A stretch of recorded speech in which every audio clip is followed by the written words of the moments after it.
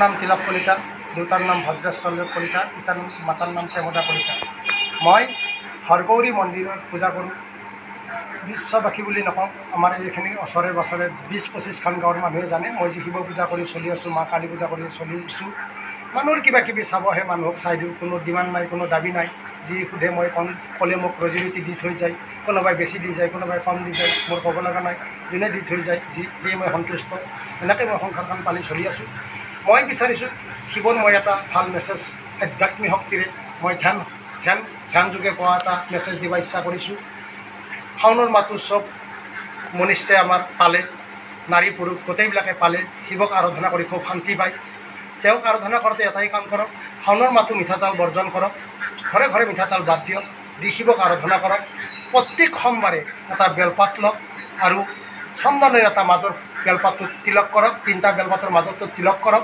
এটা অক্ষত দিয়ক, অক্ষত মানে হৈছে চাউল, চাউলটো দি শিৱক পূজা কৰক। শিৱক খুজিব নালাগে একো, দেৱৰে দেৱ মহাদেৱক একো খুজিব নালাগে। তেওঁ ত্ৰিজগতৰ মালিক, জগত গুৰু, প্ৰাণ অধিপতি, কালৰ কাল মহাকাল, ঈশ্বৰৰ ঈশ্বৰ পৰমেশ্বৰ। তেওঁ চব জানে। খালী মন ভৰি তেওঁক পূজা কৰক, মন ভৰি তেওঁৰ কাৰণে খুচি হৈ আপুনি তেওঁৰ ওচৰত সদায় চিৰকৃত হৈ থাকক। ভোলানাথ বুলি, ঈশ্বৰৰ ভক্ত বুলি আপুনি নিজকে বনাই লওক, তেতিয়া শান্তি পাব, কৰ্ম সিদ্ধি হ'ব, বাণী সিদ্ধি হ'ব। যদি একেবাৰে শিৱৰ লগত লিংক হৈ থকাৰ কাৰণে ইচ্ছা কৰে, শিৱৰ কাৰণে প্ৰিয় ভক্ত হ'ব ইচ্ছা কৰে, 16টা সোমবাৰ আপুনি সুন্দৰ কৰি পালি যাওক। 16টা সোমবাৰত আপোনাৰ সিদ্ধি হ'ব। এটা বিল্বপত্ৰ, এটা চন্দনৰ তিলক আৰু এটা অক্ষত তেওঁক অৰ্পিত কৰি 16টা সোমবাৰ সুন্দৰ কৰি পালক। সৰ্বভোজনম মানৱম সৰ্বভোজনম নিষেধম মানৱম। যিটো বস্তু খাব নালাগে, একচুৱেলি মাছ মাংস নাখায়। আমি মানৱ জাতি ৰাক্ষস কুলত জন্ম লোৱাৰ দৰে হৈছি, সেইকাৰণে আমি মাছ মাংসত বেছিকৈ ৰাপ থাকে আমাৰ মানুহখিনিৰ। মাছ মাংসৰ পৰা নিষেধ থাকক, বেমাৰ আজাৰ বহুত বেছি হৈ আহিছে।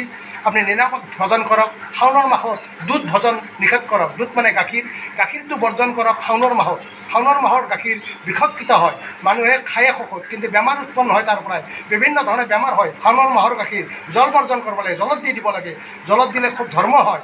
গতিকে শাওণৰ মাহটো সুন্দৰ কৰি আপোনালোকে পালক, বৰ সুন্দৰ কৰি পালক। ফলাৰ্থত কি দিব লাগে নিজে বিচাৰক। এটা কল দিয়ক, এটা আপেল দিয়ক, সেইটো বস্তু গধূলি ভগাই যোগাই দি দিয়ক। গৰু আছে গৰুক খুৱাই দিয়ক, ছাগল আছে ছাগলক খুৱাই দিয়ক। এনেধৰণৰ জীৱক আপুনি খুৱাই দিয়ক, যি দিব আপুনি সুন্দৰকৈ শিৱক পূজা কৰক, সুন্দৰ আৰাধনা কৰক। সত্যম শিৱম সুন্দৰম ব্ৰহ্ম বিষ্ণু মহেশ্বৰম ব্ৰহ্মৰ স্বজন বিষ্ণুৰ কলম শিৱে সংসাৰ অধিপতি গুৰুৰ ব্ৰহ্ম গুৰুৰ বিষ্ণু গুৰুৰ মহেশ্বৰ শিৱাহী সত্য শিৱাহী সুন্দৰ শিৱাহী প্ৰাণ অধিপতি। এই পিতা পৰমেশ্বৰ জগত গুৰু, এওঁ বিশ্বগুৰু, এওঁ বিশ্বৰ দাতা, এঙে যমৰাজ, এঙে মহাকাল, এই দেৱৰে দেৱ মহাদেৱ। মোৰ 40 বছৰ হ'ল শিৱ পূজা কৰা, কালী পূজা কৰা। কালী পিনে নাই গতি, কালী পিনে নাই ভক্তি, কালী পিনে নাই শক্তি, কালী পিনে নাই জ্ঞান, কালী পিনে নাই ধন, কালী পিনে নাই জন, কালী পিনে নাই বিদ্যা। কালী পূজা দিনে ৰাতি ওম কালী, ওম মহাকালী, ওম কালিকেই পাপহাৰিণী, ওম কালিকেই মুখ্যস্থ দেৱী, ওম কালিকেই ধৰ্মস্থ দেৱী, ওম নাৰায়ণী নমস্তুতে।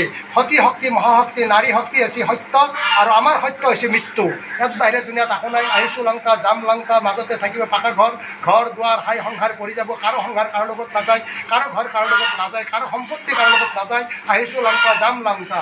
এইখিনি আপুনি ঈশ্বৰৰ ওচৰত প্ৰাৰ্থনা কৰক, নিৰোগী হৈ সুন্দৰকৈ গুচি যাওক। ইণ্টিমেট টাইমত যাওক, অকাল মৃত্যুত যাতে নহয়, এইখিনি আপোনালোকক কৰিব দিছোঁ। এইখিনি কৰিলে খুব সুন্দৰ হ'ব, জীৱনী মধুময় হ'ব।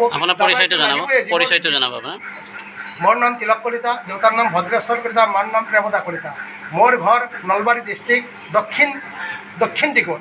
তো মোৰ থানা মুকালমুৱা, জিলা নলবাৰী, গাঁও মোৰ 1 নম্বৰ কাপলাবৰী, ৰংচোৱা গাঁৱত মোৰ জন্ম। মোৰ পোষ্ট অফিচ 1 নম্বৰ কাপলাবৰী। মোৰ এইখিনি এটা এড্ৰেছ। মই ইয়াতে 40 বছৰ ধৰি এটা হৰগৌৰী মন্দিৰ পালি আছোঁ। তেওঁৰ ছাতিঘৰ মই জ্বলাই ৰাখিছোঁ। 3বাৰ কৰি মই ৰুদ্ৰযজ্ঞ কৰিছোঁ।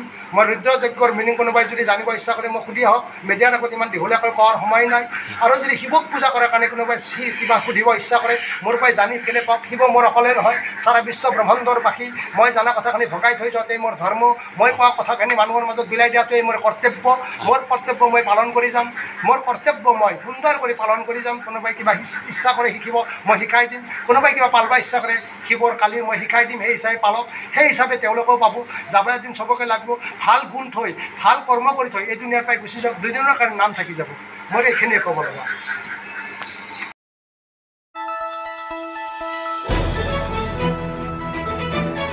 দ্য নিউজলেণ্ডছ, অবিৰত তথ্যানুসন্ধান, আপোনাৰ সেৱাত খবৰ সন্ধান। The Newslands.